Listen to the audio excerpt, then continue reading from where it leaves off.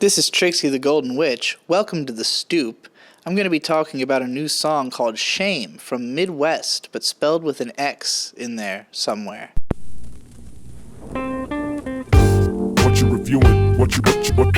What you reviewing? I'd never heard of this artist, so I had no idea what to expect from this song, and I ended up kind of enjoying it. I thought this was a pretty solid emo-rap trap banger with some ridiculously blown out the fuck bass and some fun emotional lyrics that I actually found pretty relatable. A lot of songs in this style, either I struggle to relate to the sentiment of them, or I find them like too whiny. I thought this was going to be like a pop punk song, honestly, at first. And it kind of is. It has like guitars backing it and stuff. It's just that when it hits the hook, these ridiculously distorted, crunchy bass sounds kick in. So it's in that like bubblegum trap, hyper pop kind of realm almost, with like the heavily affected, high pitched vocals. And I guess the real reason I would consider it pop punk is just that it doesn't try to sound hard or hip hoppy at all. It's completely sung vocals, just over a somewhat hip hop beat. So yeah, this is a little hard to categorize, honestly. It might even fall into the digicore genre. But yeah, I dig the sound. I dig the aesthetic of this song. I think a lot of people would probably consider it trashy. And that's fair. Lyrically even, I do think it is a deliberately trashy song, but it's touching on very sincere emotion and an emotional vein of, bitch, I don't miss you, you ruined my life, basically. Particularly the lyric, I don't miss you, bitch, I never miss.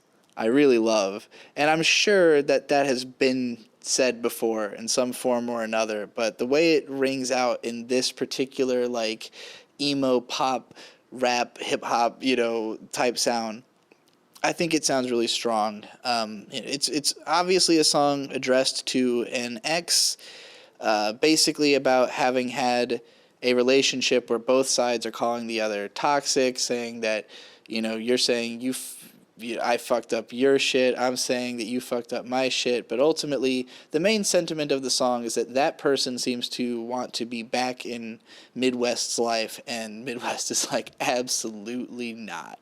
So I think it's fun to have a song for that particular sentiment of like, here we go. No feeling in my heart at this point, I'm numb. Always played me for a fool, I felt so dumb. Trigger happy, got my finger on the gun. Reminisce when life was fun. And don't try to stop me, it's too late. My mind's been stuck in this dark place. And you're the motherfucking reason. Trying to fight all my thoughts, committing treason. But then says, I never cared. No, I never gave a shit. You know you're in the wrong, but you don't want to admit. So it's that it does a good job of being in that slyly admitting that you are like lying to yourself in a way, where he's saying in the chorus, I never cared at all. But then in the verses, it's very evident that he did, that there's, that this is like an attempt to bleach out all of the positivity or all of the having cared, because you're trying to focus in on how negative the relationship was, the bad part of it that is trying to keep you away from that person and keep them out of your life. So I think that's an interesting angle, and that it covers it from enough perspective where there's enough contradiction, I guess, in the lyrics to sell the emotion well. Kind of reminds me of Better Now by Post Malone in that way, but that song was much more like it's more of the mindset of, I'm trying to keep in mind that things weren't good before, and not trick myself into thinking that it would be okay to let this person back into my life when they caused me all these problems and they've put me into this dark place to begin with, So I think it's a